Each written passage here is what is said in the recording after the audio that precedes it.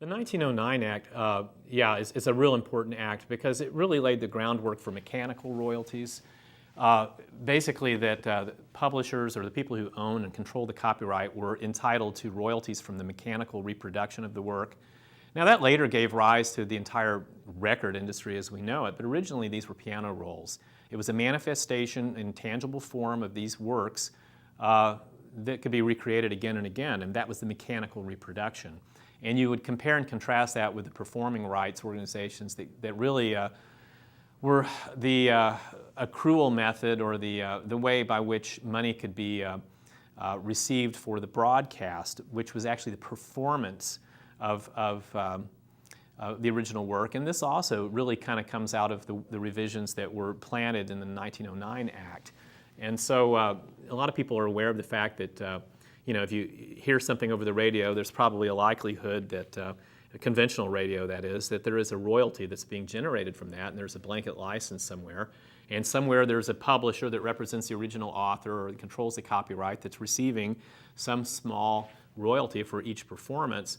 But the same thing is true of live music too. When you have, you know, for example, here in New Orleans, you go to a club, and if you were to hear a live performance of a cover piece, that also is generating a performance royalty, which is not unlike the ASCAP BMI type of royalty, but it comes from a different source. And so typically, and this has changed a lot through the years, but typically the venue owners will in fact have some type of license, typically with ASCAP or BMI, which are the two largest performing rights organizations, to collect these, these monies from the performance of this music and then eventually funnel it to the publisher and to the author. So all of this stuff you can trace back somewhat to the 1909 Act.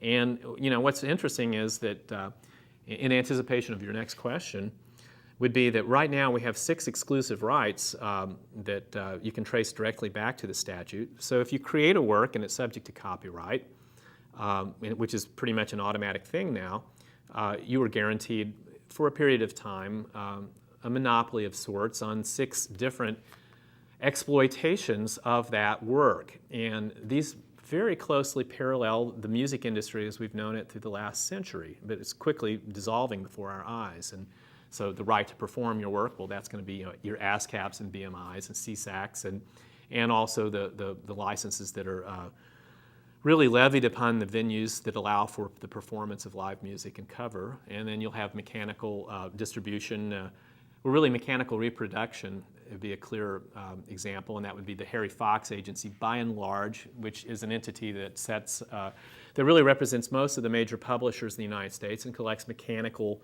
royalties from record companies who have a license, usually pursuant to a royalty artist agreement, to create CDs or even what's ultimately just a digital file.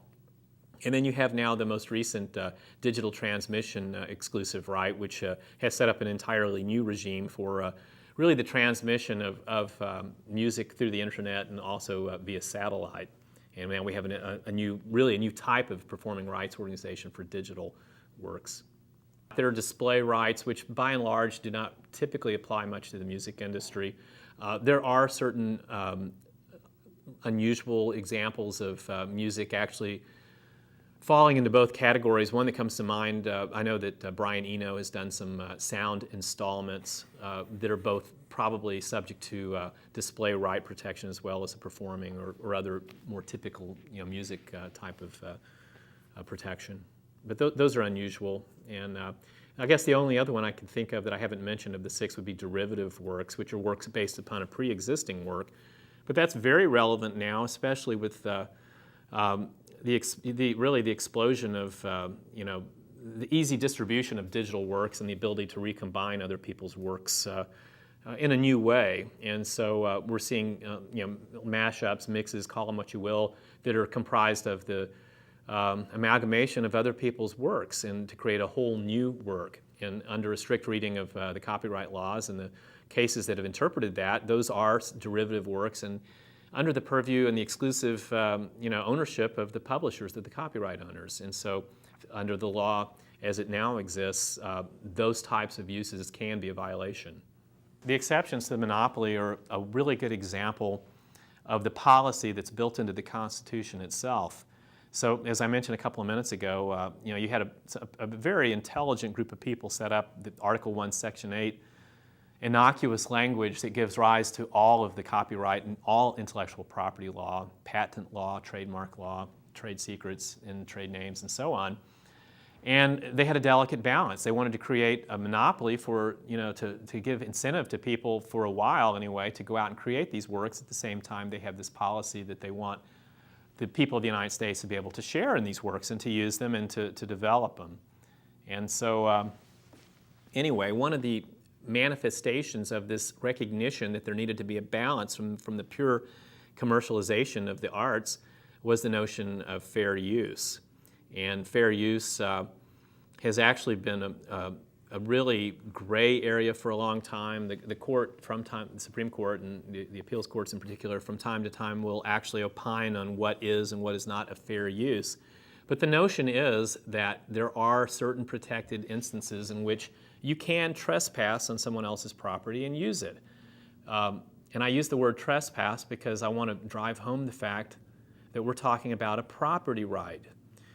When you walk on someone's land and it has a no trespassing sign, I mean, it's very clear. You were in public property, you're now on someone's property, they're protecting it, they put up the sign, no trespassing, or perhaps there's a sanction. Well, the same is true in intellectual property. We don't call it trespassing, we call it infringement, but it's the same principle. And so what happened is the people who created these laws initially realized that there would be certain instances when these trespasses would be a good idea. Classically for teaching, for example, in certain limited settings, people who are teaching can make a fair use or take a fair use exception to the copyright laws and in effect, use someone else's property without compensating them. In other words, trespass for a limited period of time for a limited purpose, as long as it doesn't, violate the 4 factors that the courts have typically used to assess the validity of the use. But they can use it in certain contexts for a limited time and not be subject to these sanctions.